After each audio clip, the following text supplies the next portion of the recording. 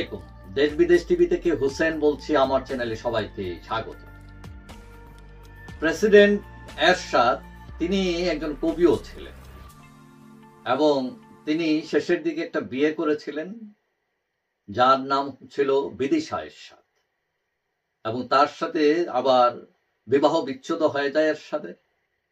কিন্তু তার ওই বিদিশার ঘরে একটি ছেলে, নাম হচ্ছে এরিক, যে অটিস্টিক, এবং এই ছেলের ভরণ পোষণের জন্য এবং মানবিক কল্যাণের জন্য এরশাদ মৃত্যুর আগে তার সম্পদ নিয়ে একটা ট্রাস্ট করে যান, এরশাদ ট্রাস্টি বোর্ড যেটা, এবং সেটার একজন সদস্য কাজী মামুনুর রশিদ, তিনি আগে চেয়ারম্যানও ছিলেন এই ট্রাস্টি বোর্ডের। তিনি গতকাল 22 জানুয়ারি একটা সাংবাদিক সম্মেলন করে তিনি অভিযোগ করেছেন যে এরশাদের রেখা যাওয়া সম্পদ বেদখল হয়ে যাচ্ছে। এখন এই বেদখলটা কে করছে? তিনি আঙুল তুলেছেন কার দিকে? বিদিশার দিকে, মানে এরশাদের প্রাক্তন স্ত্রী। এখন তিনি কি বলছেন?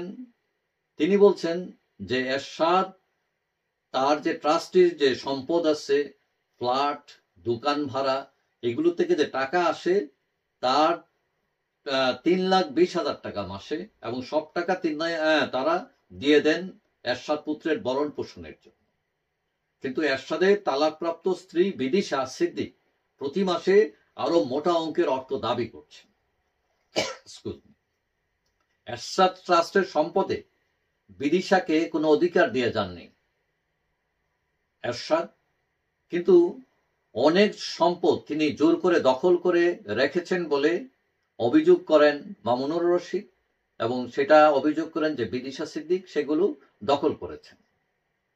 এবং তিনি এটাও বলেন যে এরশাদের মৃত্যুর পর এরিককে খাওয়ানোর কথা বলে এরশাদের যে বিরাট ফ্ল্যাট ছিল প্রেসিডেন্ট পার্ক, সেখানে ঢুকে তার দখল নেন বিদিশা, এবং এখানে যারা কাজ করতেন এক সময় তাদেরকে ছাঁটাই করেন তিনি, তাদের চাকরি খেয়ে ফেলেন। এবং মামুনুর রশিদ অভিযোগ করেন এখন এই প্রেসিডেন্ট পার্কে অসামাজিক অনৈতিক কর্মকাণ্ড হয়, মদের আসর বসে, এবং সেখানে যান অবসরপ্রাপ্ত অনেক সামরিক কর্মকর্তা, ব্যবসায়ী, সমাজের উচ্চতলার মানুষ আসেন এখানে, এবং আগত যারা লোক আসেন তারা যখন ফুর্তি ফাট্টা করেন তখন সেই ফুর্তি ফাট্টার ভিডিও, আপত্তিকর ভিডিও তিনি রেকর্ড করেন, এবং এদের কেউ যদি তার বিরুদ্ধে চলে যান, তার মতের বিরুদ্ধে, আদর্শের বিরুদ্ধে, তখন নাকি ওই ভিডিও দিয়ে তিনি তাদেরকে ব্ল্যাকমেইল করেন। এখন এই যে এতগুলো অভিযোগ, এই অভিযোগের ব্যাপারে বিদিশার কোনো বক্তব্য পাওয়া যায়নি, এটা কতটুকু সত্য বা মিথ্যা। এবং ইতিপূর্বেও বিদিশার বিরুদ্ধে বিভিন্ন ধরনের অভিযোগ উত্থাপিত হয়েছিল। এখন বড় বিগ কনসার্ন হলো যে এরশাদের একটি ছেলে আছে এরিক এরশাদ, যে অটিজমে আক্রান্ত, তার যাতে কোনো অসুবিধা না হয়, এবং তিনি যে ট্রাস্টি করে গেছেন তার যে নিয়ম, সরকারি যে নিয়ম, এবং এই নিয়মের বাইরে যদি কেউ ইললিগ্যাল কোনো প্র্যাকটিস না করতে পারে, সে যেই হোক, আশা করি সরকার এটা দেখবে এবং বিচার বা ব্যবস্থা গ্রহণ করবে। যাই হোক, সবাই ভালো থাকবেন। আশা করি দেখা হবে অন্য কোনো ভিডিওতে, ইনশাআল্লাহ।